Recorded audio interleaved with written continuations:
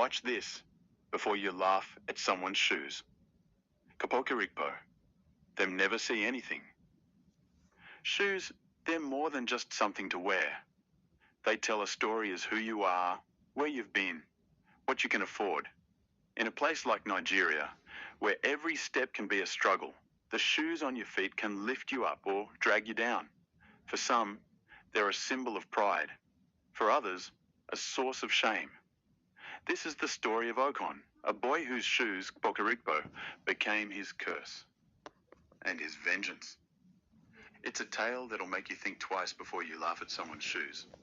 Let's step into the nightmare. Shoes carry weight in Nigeria. In markets from Lagos to Aba, they're a currency of status. A pair of sleek Nikes can make you the king of the street. But the Kpokirikpo, those rough rubber shoes cut from old containers, they're the mark of the poor, the ones who can't afford better. They're practical, yes, but they scream struggle. Kpokirikpo shoes, with their uneven stitches and faded colors, often meant you were the outcast. That's where Okon's story begins. Okon lived in a village near Uyo, where dust coated everything. His mother, Eket, stitched clothes to feed him and his 3 younger siblings. Before his first term at boarding school, she handed him a gift. Kpokirikpo shoes she'd made herself. They'll last, she said, smiling. Okon hugged her tight. He loved them because she made them. Secondary school was a new world for Okon. Big, loud, intimidating. He was 12, small for his age, with a shy smile. His Kpokirikpo shoes stood out, handmade, rough, not like the sleek sandals or boots others wore. The whispers started immediately. The bullying came fast. "Kpokirikpo boy," they shouted, laughing as if his shoes were a crime. They'd kick dirt on them, shove him, mock the uneven stitches. Okon tried to ignore them, but each taunt carved a wound. At night, he'd sit alone, cleaning his shoes. "Mama made these," he'd whisper, holding on to her love. But the bullying didn't stop. His silence made him a bigger target, someone to break. One afternoon, it escalated.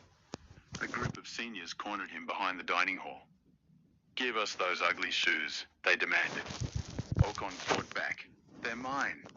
But they tore them off, beat him bloody, tossed the shoes in the dirt. He crawled to get them, but the shame burned deeper than the bruises. That night, Okon couldn't take it anymore. He climbed the dorm roof, the highest point in the school.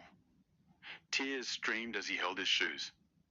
"If they hate these so much, I'll make them wear them," he swore. Then he stepped off. The school woke to his body, and a curse was born. Okon didn't rest. Weeks later he returned, a spirit, his Kpokirikpo shoes glowing with an eerie light. The boy who'd been too quiet to fight back was now a shadow of vengeance, determined to make everyone feel his pain. It started with the bullies. One woke up, his feet bleeding, his sneakers gone, replaced by a pair of Kpokirikpo shoes. "Something touched me," he screamed. The next night, another. Same scratches, same shoes. Fear crept through the dorms. The pattern became clear. Anyone wearing fancy shoes, sandals, boots, anything but Kpokirikpo saw him. Okon's ghost would glide through, eyes blazing, leaving scratches and a whisper, "Wear mine." The dorms turned into a nightmare. Mr. Ayres, the housemaster, took notice. The scratches only appeared on students with better shoes. Kpokirikpo pairs kept showing up, unwanted, yet everywhere.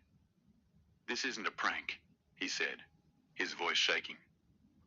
At an emergency assembly, Mr. Eza made a decision. For your safety, everyone must wear Kpokirikpo shoes. No exceptions.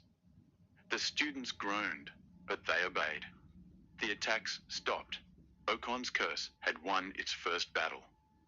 St. Peter's changed overnight.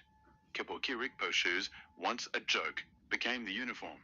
No one dared wear anything else. Okon's ghost watched from the shadows, his vow taking shape. Back in the village, Eket mourned her son. Okon's death had shattered her, but she kept sewing Kpokirikpo shoes a piece of him. Then the calls started.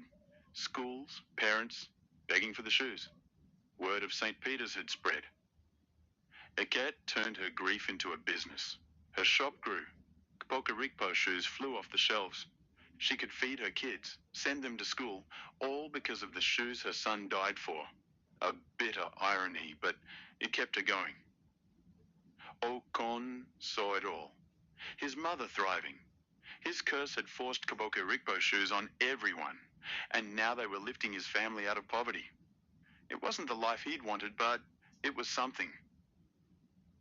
Back at school, the students adapted, grudgingly. They'd wear Kpokirikpo, check the windows, whisper about Okon. No one wanted to be next. Sokon never left. He'd appear at midnight, checking. Wear Kpokirikpo and you'd sleep. Defy him, and his wrath would find you.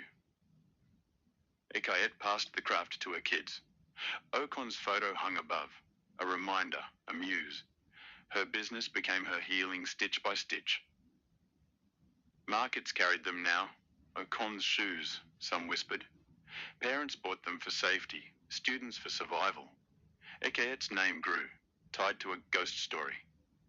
Some students stopped hating them. They're tough, one said, shining his pair. Okon's rage softened. His point was made, one soul at a time.